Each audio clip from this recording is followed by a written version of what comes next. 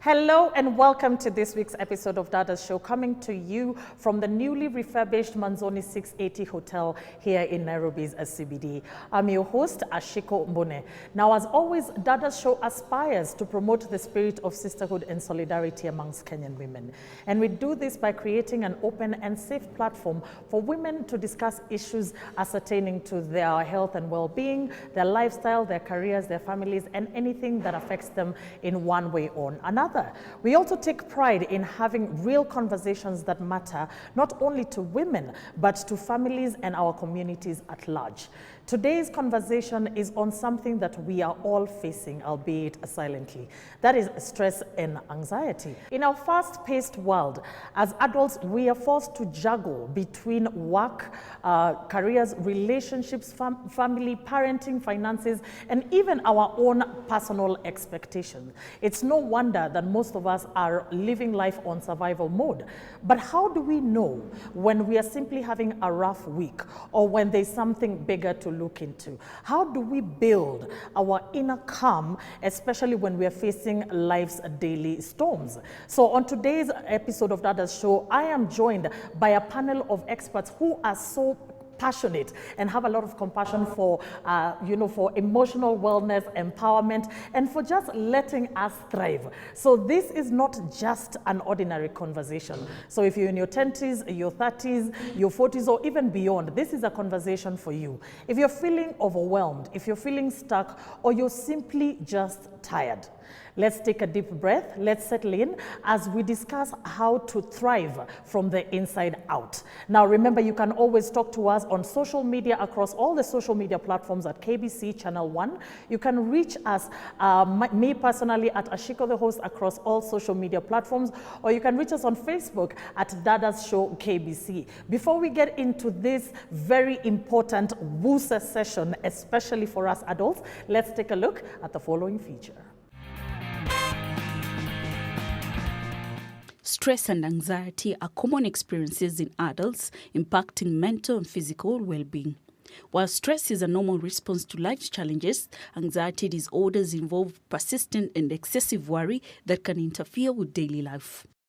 To understand the difference between stress, anxiety, and depression, we met with Rachel Njagi Kinywa, a counseling psychologist, who gave us an in-depth perspective. Stress is a natural response to external threats. It could be, for instance, one is stressed about finances, stressed about job, and usually can end with the end of the stressor. If, for example, the stress was caused by finances and it is sorted out, it's likely to end. Well, anxiety is feelings of worry, sadness, usually of not something very external but internal, anticipated. You're not even sometimes very sure what is that you're worried about. And when we talk about depression, it's a mental health disorder which is characterized by persistent feelings of hopelessness, sadness, lack of interest, and sometimes weight loss, all these symptoms. Persistent feelings of stress or even anxiety can lead to depression, which is now a mental health disorder, like I've explained. Symptoms for stress, anxiety, and depression differ from one individual to the other. Some common signs of stress generally are, of course, restlessness. It has impact on psychological functioning of a person, if the concentration, irritability. Sometimes it may go to even behavioral. How is this person behaving? How are their mood swings?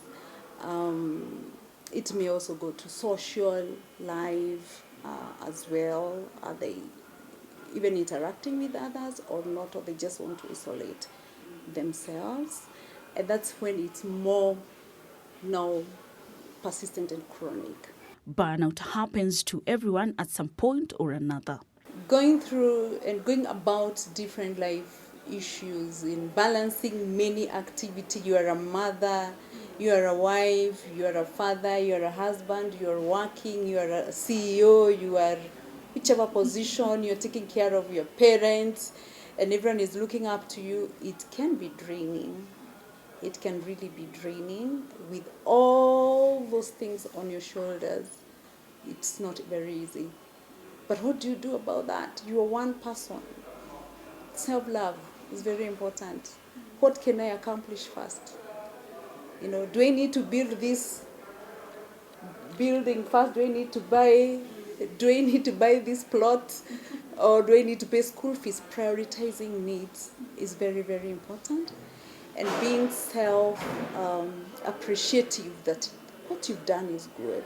And you can only achieve one thing at a time. Managing stress is essential for maintaining a balanced and healthy life, whether it's due to work, family responsibilities, or other pressures. The moment we are more aware of what you're going through, the more we're able to get help. Denial and hiding away from the reality does not help. It can only worsen the situation. It's normal to find yourself self-isolated, but it's very important to get out of that isolation as fast as possible.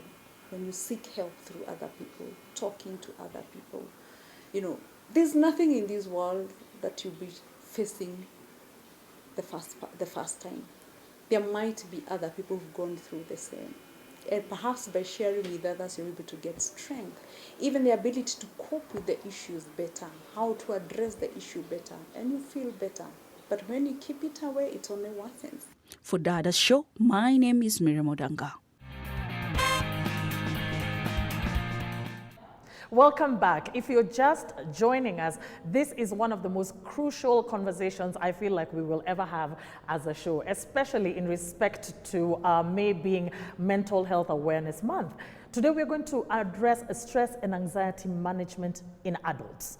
And to help us do that, to unpack this particular issue, I am joined by a wonderful panel of people who have dedicated their lives. This is what they do day in, day out. They empower us, they let us know our self-worth, they give us the tools that we need to be able to manage stress, anxiety, depression better, especially in this day and time. So joining us today, right next to me, I have Mercy Wanjeri, who is a clinical psychologist. Thank you so much, Mercy, for making time to be here with us. And right next to her, we've got Madam Margaret Wanyoike, who is a life coach. So we are in more than capable hands to be able to have this discussion today. Of course, I have to honor and I have to acknowledge my wonderful audience who take time to come and sit with us as we learn from each other, as we share, as we empower each other in every single episode and in the conversations that we have here on Dadas Show. Remember, this is a safe space for us to share real stories, for us to learn from each other. So I really do appreciate you, and I appreciate you at home who tunes in every single Sunday at 4 p.m. on KBC to watch us as we tackle real life issues that affect each and every one of us. So to get the ball rolling, I want to start off with you, Mercy. And I always have this notion for before we start finding a solution, we always have to understand the problem. So how do you define stress and anxiety in adults? We had a session where people were talking about for teens and preteens, kuosha vyombo ni stress. So how do you clinically define stress and anxiety in adults? Thank you so much, Ashiko, for this wonderful moment. First of all, I would like to explain what is stress. Stress is anything that comes in when you have a lot on your table and you're not able to define them. How do you know? I know we're going to come to that question, but anxiety is when you're not able, that prolonged stress causes anxiety. And if I may give an example, when you find you're not sleeping well, that already is as a result of prolonged stress that is causing the brain not to sleep. So it causes anxiety. Things like heart palpitations. When you find that your heart is beating faster than the way your heart is supposed to beat, that is an alarm that says you're already anxious. When you find a certain sound, a noise, when you hear a noise and you just feel like, fearing, afraid, it means that you have been having prolonged stress and it's causing you anxiety. So anxiety is as a result of stress. Yes, that is the difference. Oh, good. Yes. So once we manage our stress, we can definitely be able to get a hold of our anxiety. She's mentioned some of them, but I'm also going to give a highlight because this involves physical, emotional, and behavioral. So if it is physical, then she said like heart palpitations, the rapid racing of the heart is one of the physical signs. We have also, we have the spasms, the body spasms. We have also poor digestion, which now people call it constipation, which is a very serious thing. And that comes with vomiting, it comes with nausea, it comes with complications of also the blood pressure. And once you also have the blood pressure on you, you are likely to also have stroke with you, which is very physical, of which we know. Those are just to name a few in this session, because there are a whole lot. When we go to emotional, we are talking about somebody who is very highly irritable. So at times we jump to conclusions and we are blaming people for overreacting. We say they are overreacting. But what is behind the overreactions? We need to take care of our emotions, the stress-related emotions, because that is what makes people to be highly irritable. Something small, they're already flaring up. Even you, once you do that, you sit down and I'm like, what did I just do? Like, was that even necessary? Yeah, really. Reaction? That was really uncalled for. And you really flared up. We also have things like procrastination. When somebody is going through stress, you're not able to really be focused. So you'll procrastinate. So I'll wash these dishes tomorrow. I can even stay a whole week without even cleaning up dishes. And you just think maybe somebody is lazy. No, they are going through stress, and that is one of the signs. They are also, not only are they procrastinating also, but they are confused. They run a whole range of confusion. They are moody. There is that disorder of being moody, And so those are just but a few of the emotional, the behavioral patterns that you'll see in someone, and you can be able to tell they're really going through stress. Oh, wow. Yeah. Thank you so much. And I like that breakdown because like we have discussed, sometimes it's, I think it's hardest to convince yourself that you're actually stressed. It's very hard because you've always, especially if you feel like everything is working out. Watoto wako sawa, my marriage is fine, this is fine. So you're constantly under the impression that I'm fine. So Mercy, back to you. What are some of the common triggers of stress that you have seen amongst your clientele, particularly women, because this is a female talk show, so we have to give preference to women. Not to say that men don't go through stress. What are some of the triggers that you've noticed, and what are some of the techniques that have been effective in treating or addressing this? Okay, first of all, Ashiko, I would like to mention this. There are two types of stress. One is good stress. Good stress is when maybe you've missed your bus to go to work. You're stressed, but it is good stress. Maybe there's also a stress that you're supposed to meet your deadlines, but you've not made. They're good deadlines. That is normal stress. You hear people say, hey, I'm having pressure. I'm stressed, but it is good stress because it's not affecting them negatively. But when you are affected, now you see the results. That is when it is called now the bad stress. And that bad stress is the one that leads to other issues, which now are even sicknesses, Many people go through a lot, even cancer. Cancer has been defined as a prolonged stress. Yeah, in the 21st century, people are stressed. Let me just say that. As sisters, as young girls, because this is a Dadas show, what can we do? But before that, I would like to mention what are the triggers. Most of the time, triggers are because of how you've been brought up. as a girl, let me say that. If you come from a dysfunctional family, most likely there's going to be a lot of triggers. If you come from a family whereby maybe there's one parent and the other one is not there, there's a lot of anxiety. If you come from a family whereby there's domestic violence, definitely there's going to be stress and anxiety. Or life issues, for example, job loss. If somebody was earning, let's say it's a lady who has a car, she has a car loan, she's married, she has children, she's maybe the first child, you can see she's responsible. Then all of a sudden, this job is not there. Yeah, marital issues, you know. There's also sicknesses also cause people to get stressed. I would like to mention the trend that you want, FOMO, you know, you're fearing to miss. Yes. That is also causing stress nowadays to the Gen Zs and also the millennials. Before social media, we didn't know what's going on with anybody's life. But now you're scared. I see when Jerry is going for this and I'm like, and because I can't be able to afford it, it's also stress. Let's move on to what are some of the techniques that have been effective in treating this, especially in your field? Yeah, so I deal with clients on a daily basis in my office. I deal with parents, I deal with kids, I deal with marriage couples. And so if they exhibit this kind of signs, what do I do? First of all is to know, why are they stressed? What is your environment? How is your environment from morning to evening? Because you see, you can't be stressed if you're in a good place. There must be issues that are affecting you. So I look at the environment, okay? Then I look at what has happened to you from today, let's say 2 weeks before, you know? Yeah, what has been happening? Have you lost someone?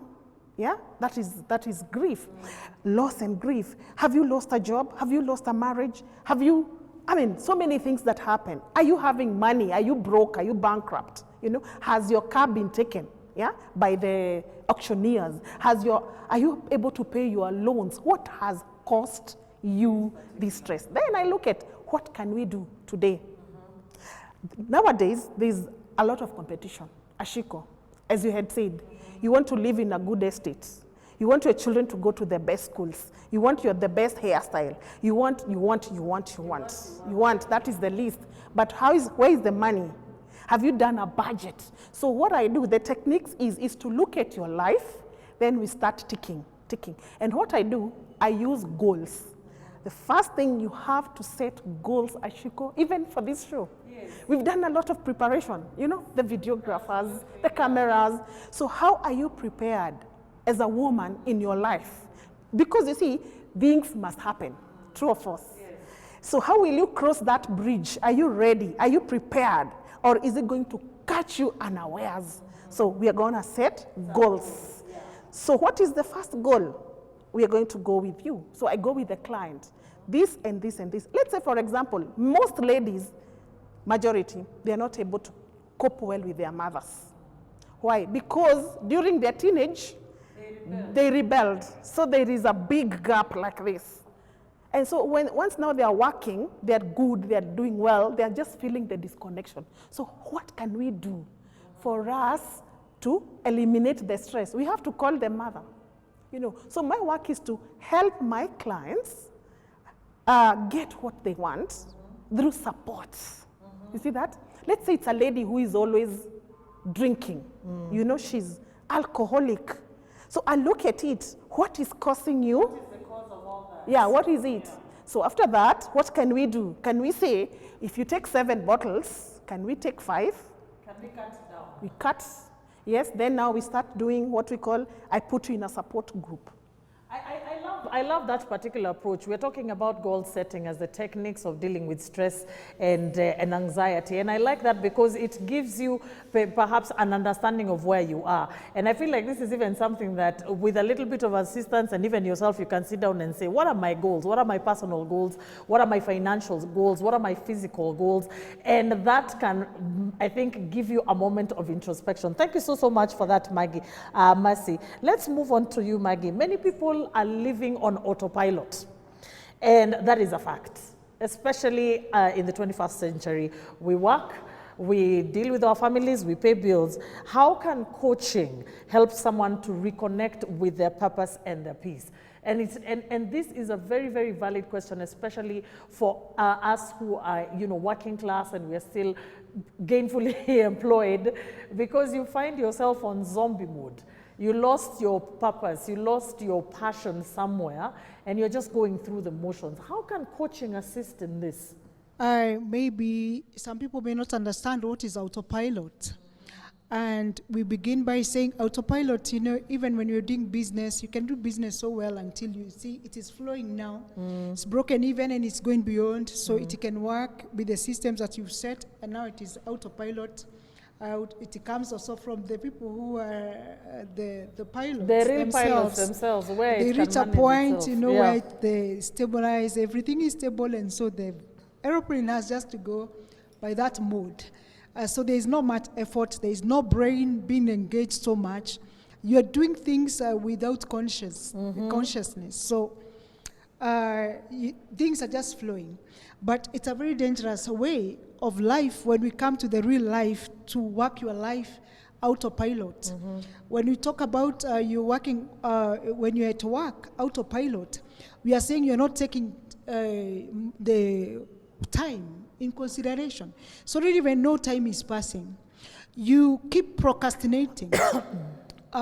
You will not even meet appointments. You will not do appraisals on time. You will not be able to appreciate bonuses that are being maybe done at work. And so you're going to lose a whole lot at the working, when we talk about working, the autopiloting at workplace. When we talk about family, you will see people are going to miss out on very important things like anniversary, wedding anniversaries, the birthdays, very important dates which we are supposed to take care of. We don't even remember. We even forget about our responsibilities in the family. That's autopilot mode. So whether I come with milk or I don't come with milk, it's okay. They can have strong tea. It's not even in your mind. Bora chai, anything. Yeah. So it's like an assumption, like the way you just put it, like a zombie. You're a zombie. You're just like a zombie operating just in a vacuum. When you talk about bills, autopilot in bills, very dangerous, because we are talking about that you're going to have accrued debts and also arrears, and that will put you in a very bad situation.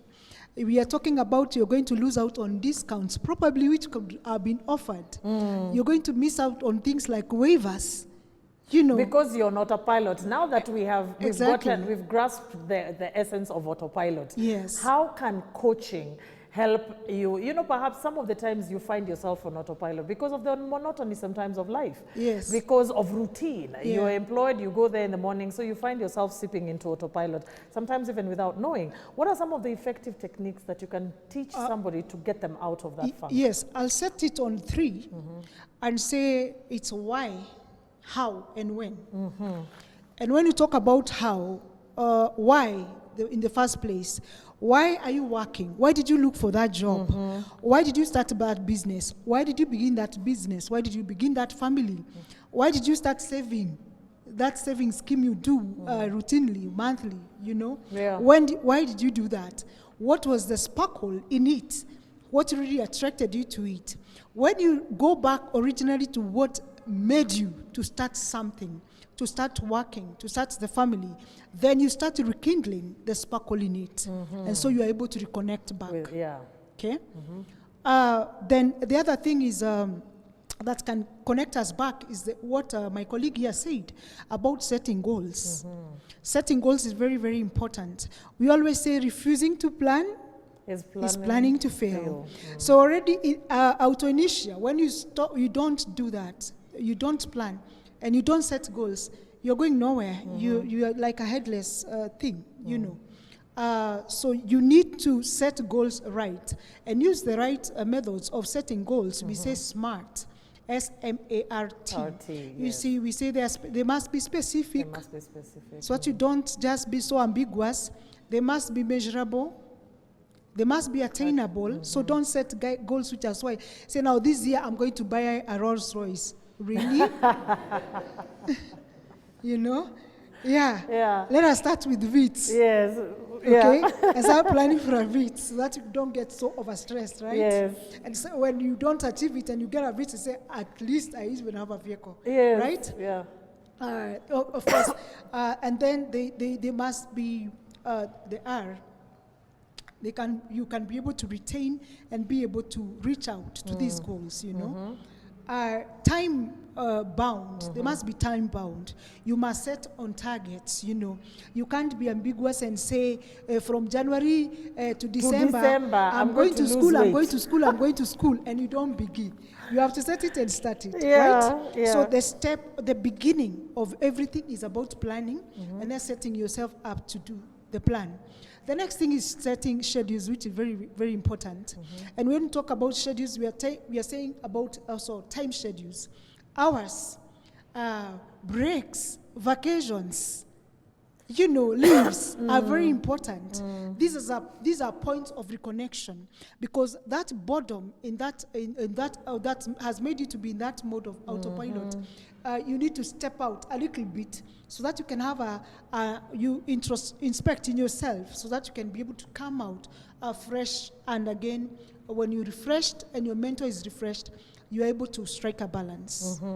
Yeah. Thank you so much for that. And I like it. And you know what you've talked about, even taking a break away from that. Even when we're talking about marriages, I know people who are married or people who are in a relationship, you're wondering, how can I take a break from this person? But I saw somewhere in the socials about date nights is not a luxury, it's a strategy.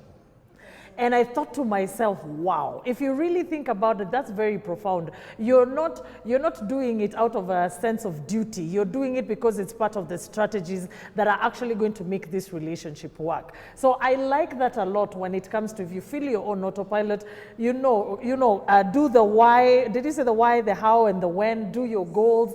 I think I love that very much. Maggie, I want to ask you something. Not Maggie, Mercy. How does untreated stress and anxiety affect the mind, the body and the mind long term? There are many signs, let me see that leads to someone's sicknesses. The first one, headaches. Have you ever heard somebody saying, I'm having headache, then they're taking Betapin, they're taking Panadol, and it's not going away? Yeah? That is because there is something. The brain has its own way of telling you, hey, stop. I'm not okay. You're not okay. And you keep on moving. So now we know that when the headache comes in, it's time to realize something is not working. You stop, take a back, sit down, look, what is happening to my life right now? Why am I getting headaches? And they're not today's headaches only. That is number one. Another thing is there's a lot of gastrointestinal problems. You know, people with ulcers. You've had people with ulcers a lot. Indigestion, you know. It is because the body is not okay. So the body is telling it has shut. And you keep on eating, you know. So it's telling you a lot of acid is being produced by your body. There's a hormone that is produced, the cortisol. The cortisol, once it is overworked, it produces some acids that are going to hurt your gastrointestinal. So it is not your stomach that has an issue, it is the brain. Remember, we are talking about the brain. The brain is the faculty and the center of your life, the way you function emotionally, physically, you know, everything is the brain. Even right now, it is the brain that is telling us, stand up, sit down. And so the stomach is also an issue. There's something else. Have you heard people say they're eating a lot? Yes. Overeating. There are people who eat because they are so stressed. So the brain is telling you, you know, you want the sugars. You're craving for the sugars. The heart palpitations, they become too much. You hear your heart is, when you're stopping, your heart is really racing. It is because your brain is faster than the body. So it's telling you, hey, stop, relax. Maybe you've been working all through your life. You've never taken leave. Maybe that boyfriend who is bringing you problems, or that girlfriend, and you're not sleeping, you're not targeting the issue. And what we talk about, Ashiko, is face your issues. That is the first thing we encourage people to do. Do not put things under the carpet, or behind you. Face them head on. Because if you face them head on, they will not disturb you. You will sleep. Prolonged anxiety causes people to go into depression. So can you see the way we did? We started with stress. We came to anxiety. And now we are going to depression. And you see, it is really irreversible. So why not? If we just capture the stress and we face it, we slash it head on. And I'll talk about how you can do that. I know you'll ask that. I'll talk about that. But maybe to educate our audience, it is good to notice your stress when it is just stress. When it's just stress, when it's not giving you sleepless nights. Yes. I love that. Yes. I love that. So, Yes. so our takeaway today is notice, know yourself, so that you can know, oh my gosh, this is stress. Now, I know we've already talked about the difference between, anxiety, or maybe you can enlighten us a little bit. So we've talked about depression. We've seen the journey of how you get from stress to anxiety to depression. But there's a term that us adults and us working people really like to use. So what is the difference between burnout and anxiety or depression? Actually, burnout, we describe it as an extreme body exhaustion, physical, mental, behavioral exhaustion. It is extreme. You cannot take it anymore. The body cannot take it anymore. Have you ever worked even on something, even on night, and even you can sleep on it? And you wake up, even you're in specs, you wake up, you're still in specs. Or even you can even go to bed and you're still on your shoes. You just say, let me take a nap. And you just dived and you slept. Because your body cannot take up. Your emotions cannot take up. Your physical and mental health cannot take it up. So it is burnout is an extreme exhaustion of body, mind, and your spirit. Now, when we talk about also the anxiety is so much related, is a feeling of uncertainty, of dreading. You're dreading something. I'm dreading failure. I'm going to an exam room. I don't think I've studied enough. So I'm feeling like, am I really going to pass this thing? So I'm going inside there and I'm very nervous. So it is a feeling, it's an emotional feeling that you get. It is kind of spontaneous because it depends with what you're exposed to. Exactly, sure. So I want us to tackle one last question before we get into the question and answer session. And this is to Maggie. And you mentioned earlier, now that we've deciphered everything, what are some of the daily habits or routines, to Mercy? What are some of the daily habits and routines would you recommend to create a more balanced emotional well-being? Because we said we can run away from stress, we can't run away from hardships, we can't run away from failure, heartbreak. We can't. How do we manage it, as adults? When you when you chew too much that you can't be able to swallow, that is also an issue. So the first thing is know where you are in life. Go with your pace. I always tell people, walk your life alone. Please get enough sleep. We recommend 8 hours of sleep. Sleep is medicine, and not just sleep. Tell your mind and your brain we are going to bed. Cool. Start cooling. There are people who just go and dive into the bed, and then now let's sleep. It is impossible. Yeah. So tune your mind. Let's go to bed, change, bath, brush your teeth. Start slowing down. Take your phone away. Sleep. That is one. Another one. Yes. Please get a social group. Be social. For example, do you have friends? Most people who are isolated, they are people who do not have friends. In this life, it is good to have a friend. So please maintain friendships. And of course, good friendships. Belong to a certain club. Have you seen people with clubs? The Mercedes people have a club. The Vitz people have a club. You know, people having clubs. That is a place to go and unwind. Yes. You cannot stay alone, you know. Spirituality, you need to be very, you need to have a place for your spiritual life. Yes. You know, when religion, do you go to the mosque? Do you go to church? Where do you go for your own uplifting? You know, those are the things of self-care. Again, if you're a working mother or a working lady or anyone who is listening to us, when is the last time you took yourself out for a holiday? When do you give yourself baba za kupeleke. Hapana, watu wajipeleke outing, ashiko, people should buy themselves a good, something good. You know, when you work, reward yourself. Go to the shop majestically. Buy yourself something. It will encourage you to work again and again and again. That is it. Another thing I would like to mention here, have your me meetings. What is a me meeting? I, myself, and I have called Mercy for a meeting today. Mercy is the one who is on the table. Where are we in life? Mercy, where are we in life? What are you eating nowadays to become fat or small? Are you under-eating? Are you over-eating?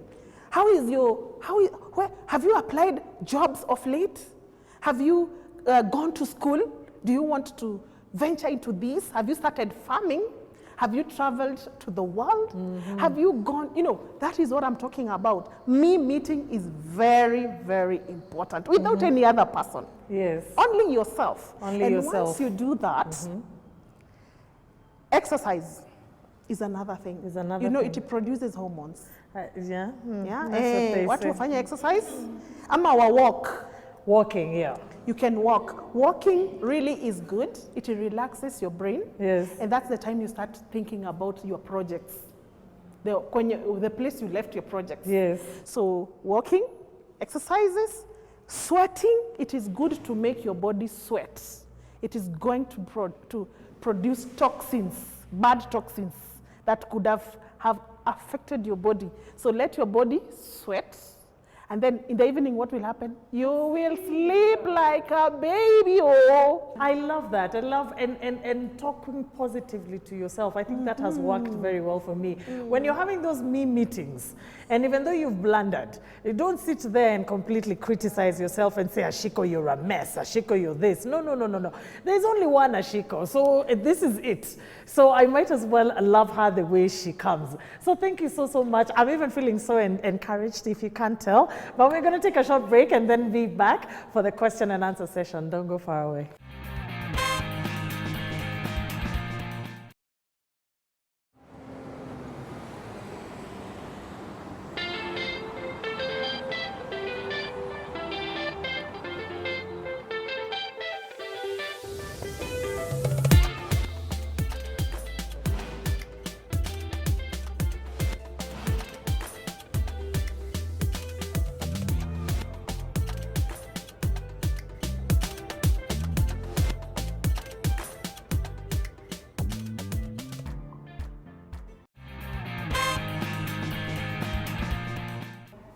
Welcome back. If you're just joining us, you have missed a really incredible first session, but fear not, all previously aired episodes of Dadas show can be found on YouTube under KBC Channel 1 YouTube channel. Remember to like and follow, and you can always subscribe. So this is our second part of the show, which is a question and answer show coming to you from the newly refurbished Manzoni 680 Hotel, where we are privileged to hold most of our conversations. So to start us off on this particular session, I want to give the opportunity to Jennifer to ask her question or give her comment or remark for the day. Hi, Mercy. My name is Jennifer. I would like to ask, what do you say to someone who needs therapy, but they won't ask for therapy because they think it's only for crazy people? The issues that are affecting people today are not the issues that affected people earlier. And so the need for therapy. There is that misconception or bias that mental health is for crazy people, which is today I come here to demystify that mental health is for everybody. Not even somebody who has a mental disorder, but somebody who is as fit as I am, who feels that they need to move to the next level. So therapy is not for the crazy people, it's for people who want to move from where they are to the next. And I would like to say this, therapy is a place, it's an ongoing process. It's called a therapeutic process. It is not, today you go to the doctor, they inject you, you're fine. Therapy, it is progressive. How are you today? Let's meet the next time. How have you been able to cope? We give you coping mechanisms. Let's say it's anger management. Maybe you outburst a lot, you know? How can you manage your anger, you know? That's what we deal with. And so therapy is a place of comfort. It's a place of a new you. It is a place whereby we are able to tell you the person who you are really is. So it's a place of self-awareness. And so the people who are Gen Xers, let me talk to them also because they are here, they are watching us.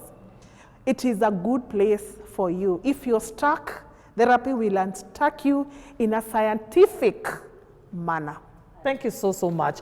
And I hope if you're watching at home, you'll reconsider therapy. Our next question of the day is from Razia. Okay, I wanted to understand the integration for people who have gone through the stress, developed depression, anxiety, and now to depression, and have been taken to rehab for recovery. And then when they come back, there's always that stigma around them. There's always that, it's like this person doesn't belong here anymore, or this person, just by themselves, they feel like they don't belong there anymore. How do we handle it? How do they go about life? How do we handle them as a society in order to help them not to go back to... That's a very, very, very crucial question, the integration. We're not even just looking at people who've been to rehab, we're even talking about people, prisoners. It is something that is very much overlooked. When we take people to the rehabs, we think we have done it all, and now they are okay. And that's where we have cases of relapse. They relapse and they go back, and eventually some of them, we lose them through the same venue. People go to prison, and after serving their sentence, they come back to the society. People go even abroad to environments they have never been.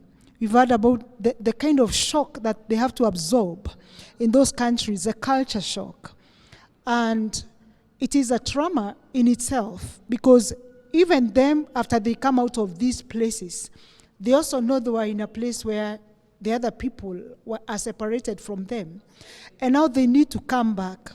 But if I take up like for the prisoners, and I want to mention something else, which I became a life coach out of experience and out of my own life, being a domestic violence survivor for many years.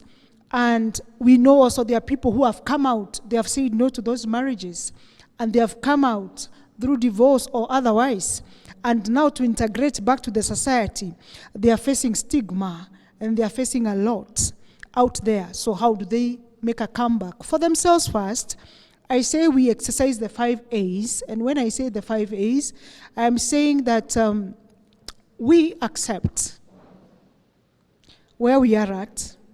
We also allow, we also, not only are we going to allow, we're also going to adjust. And we are going to adapt. And then finally, we are going to advance. The 5 A's. Let us practice the 5 A's. So we accept that this was our condition prior we received help, or prior we went to prison. This is my condition prior to going through divorce, or now I am in a new environment. If there are those people who have gone abroad and they are finding the culture shock. And once you allow that, then you are ready now to adjust yourself. probably, let's say like the people maybe who go to diaspora, that is one of the trauma they suffer. I came out as a medical doctor from Kenya. I'm being told to become a cleaner. My papers are not recognized. And like, what the hell? You see? And this gives you a lot of trauma, and some people cannot stomach it. They come back. But if you remain, as I said, the wise, why did you in the first place begin a journey? Absolutely. If it was it for greener pastures? Yeah. Are you earning money anyway, even if it's for cleaning, even if it's whatever job?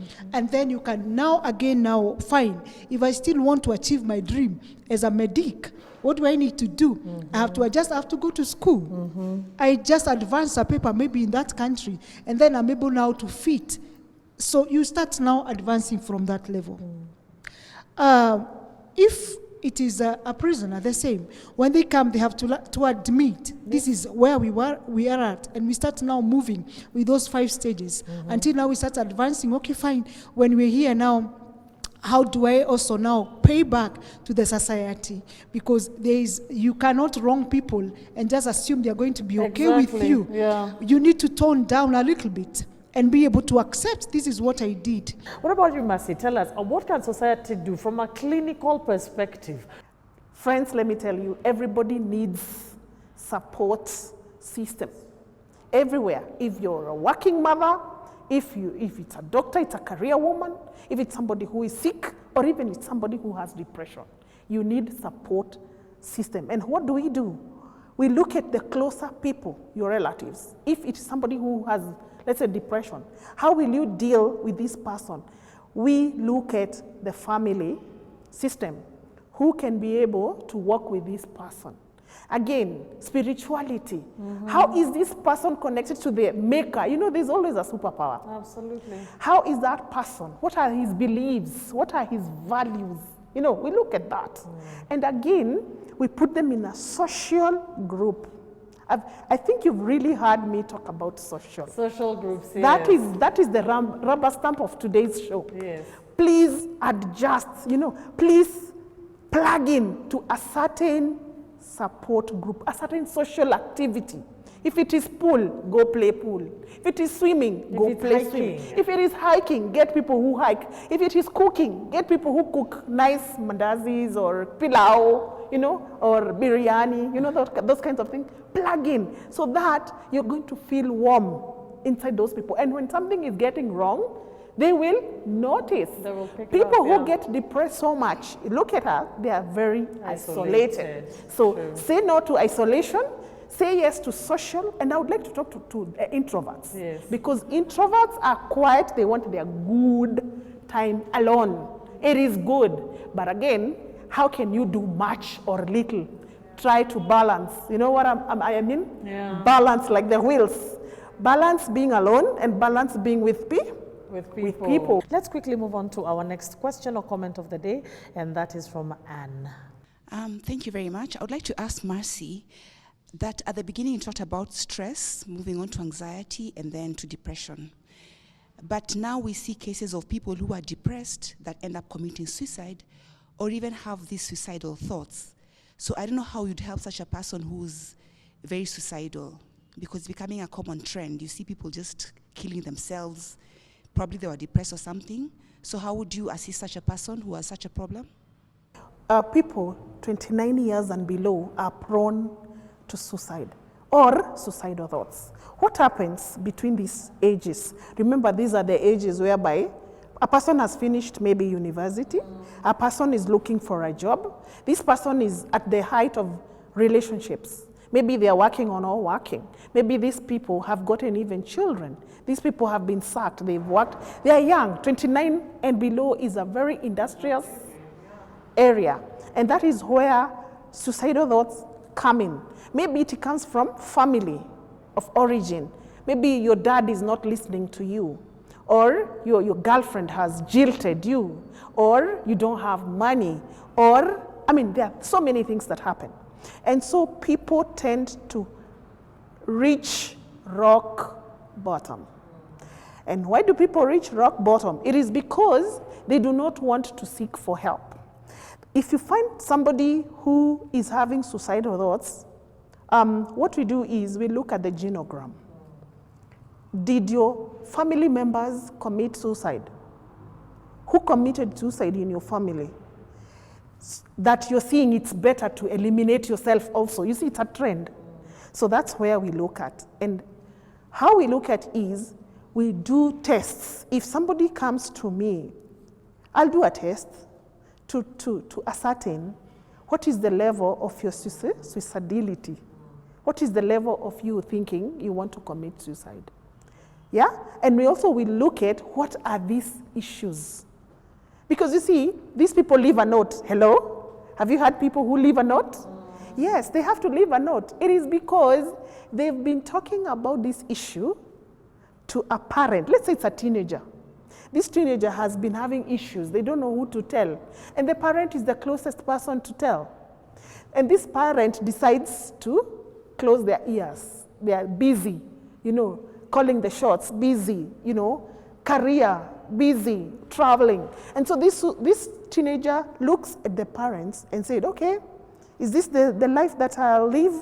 Okay, I want to end it. Nowadays, you've seen teenagers are looking and watching from the internet how to commit suicide. Everything is available. So what do we do then? It is good for people to listen to each other. If it is a boyfriend, girlfriend, listen to them. If it is a husband, wife, listen to that person. If it is a parent to your children, listen to them. Sit down. Get a break. Let people talk. Suicide is as a result of a dead end. You have nowhere to go. For you, Maggie, I would want you to give us one piece of advice for people who feel like their life is out of control and they don't know where to begin. Just be vulnerable. Accept it. This is where I am. I'm jobless. Nisawa. I look for a job. Am I divorced? Nisawa. Accept it. Be vulnerable. It's okay. These things happen to human beings. Everywhere. And then the next thing, there are two things I'll talk about. Vulnerability and for you to be resilient. Please, these things, if lack of money, be resilient. Tomorrow you'll get. Yeah? Lack of something, be resilient. Trust the process. And I can assure you, you're gonna be a winner. I like ending with a very good, I don't know whether it's a quote or, live a life of purpose. Start today. And over to you, Maggie. For that person who is autopilot, who has lost the drive, I said, we relook into the three, the why, the how, and when. Yeah. And once we do that, we are able to come up with a solution. But let me echo her sentiments from her scientific point of view, that we need to get into social groups. Don't be isolated. Get social groups. Those people you think that you are kind, join them so that you can also be able to come out. So we have officially come to the end of today's very, very enlightening conversation. Remember, Dadas Show is a space for real stories, honest conversations, and a place to learn skills to empower you to live very authentically and to live fully. So we thank you so much for joining us today. On behalf of the production team at KBC, myself, Ashiko Mbune, our location partner, Manzoni 680 Hotel here in Nairobi CBD. We thank you for tuning in. Catch us on social media whenever you can. Like us, subscribe and follow, and we will catch you same time, same place next week. But for now, take care of each other, love each other, and God bless. Till then, bye-bye.